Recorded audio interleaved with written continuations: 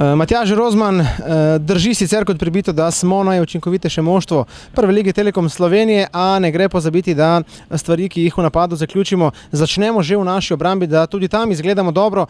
Na koncu koncev na zadnjih 3 obračunih sploh nisi prejel zadetka. Pa ja, res je, mislim, da kot celotna ekipa, kot celota na igrišču delujemo zelo dobro in nasprotniku pustimo zelo malo priložnosti, tako da smo v napadu pa zelo učinkoviti in razigrani. Na zadnjih nekaj omenjenih obračunih nisi imel veliko dela. Zna to mogoče za vratarja predstavljati težavo na obračunu, ki je pred nami, ko vendarle pričakujemo nekoliko več prometa proti našim vratom?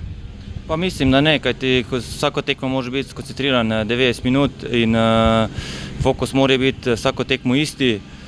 Je pa res mogoče za vratarja celo boljši, če ima na sami tekmi več dela.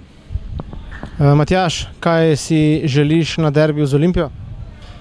Želim, da nadaljujemo ta pozitiven niz rezultatov in da se predstavimo v zelo dobri luči. Matjaž, hvala in srečno v Stožicah. Hvala.